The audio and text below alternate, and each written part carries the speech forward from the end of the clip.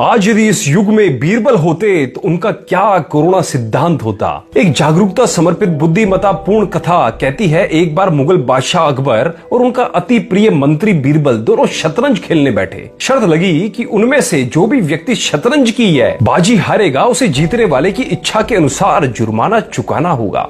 इसी क्रम में बादशाह ने कह दिया, बीरबल, यदि यह बाजी मैं जीता तो तुम्हें जुर्माना स्वरूप मुझे 100 स्वर्ण मुद्राएं देनी होगी। इस पर बीरबल ने हाँ में गर्दन हिलाई। अब बारी बीरबल की थी। वह बोला, जहांपना, यदि इस बाजी में आप हारे और मैं जीता तो आप मुझे जुर्माने के रूप में शतरंज के 64 खानों में गेहूं के दाने रखकर चुकाएंगे, लेकिन इसमें मेरी एक छोटी सी शर्त यह रहेगी कि आपको शतरंज के पहले खाने में गेहूं का 1 दाना रखना होगा, दूसरे खाने में पहले के दोगुने 2 दाने, तीसरे खाने में 2 के दुगने 4 दाने, चौथे खाने में 4 के दुगने 8 दाने, 5वें खाने में 8 के दुगने 16 दाने।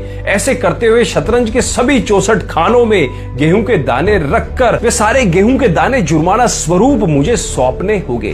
अकबर ने जोरदार ठाका लगाया और बोला, बीरबल, मुझे तुम्हारी यह शर्त मंजूर है। इसके बाद शतरंज का खेल शुरू हुआ।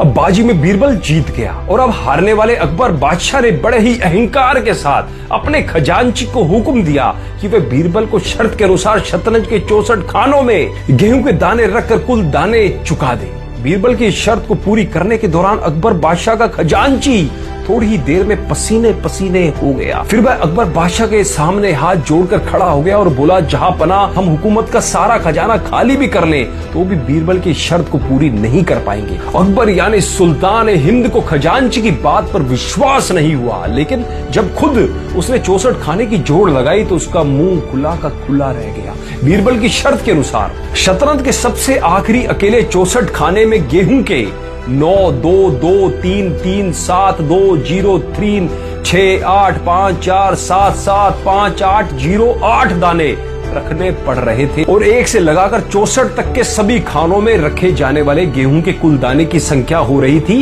1 8 4 4 6 7 4 4 0 7 3 7 0 9 5 5 1 6 1 5, जिसका कुल वजन था ये, और वो भी मैट्रिक टन, जो कि वर्ष 2019 के संपूर्ण विश्व के गेहूं के उत्पादन से 1645 गुना अधिक है। साथियों, वृद्धि 2 तरह की होती है, पहली संख्यात्मक वृद्धि और दूसरी होती है गुणात्मक वृद्धि। 64 खाने के क्रमशः 1 2 4 8 16 32 64 करके प्रत्येक खाने में गुणात्मक वृद्धि हुई है। साथियों, ना तो मैंने डॉक्टरी की हुई है, परंतु कोरोना वायरस की तेज वृद्धि और उसके विश्वव्यापी दुष्प्रभाव के आंकलन के अनुसार उसकी वृद्धि को आप संख्यात्मक वृद्धि समझने की भूल कभी मत करना। हकीकत में कोरोना वायरस की वृद्धि एक गुणात्मक वृद्धि है। जी हाँ, गुणात्मक वृद्धि है। इसलिए मेरी आप सभी से विनती है कि इसको हल्के में ना लें। इस संबंध में आप जरा गंभीर हो जाएं और मेहरबानी करके कम से कम 15 दिन तक अपने परिवार के साथ अपने घरों में ही बने रहें तथा कोरोना वायरस को गुणात्मक वृद्धि से फैलने से रोकें। इससे न केवल आप खुद सुरक्षित रहेंगे, अपितु इस महामारी को फैलने से रोकने की आप एक अहम कड़ी भी बनेंगे, क्योंकि इस महामारी को फैलने से रोकने के लिए एक कड़ी को तोड़ना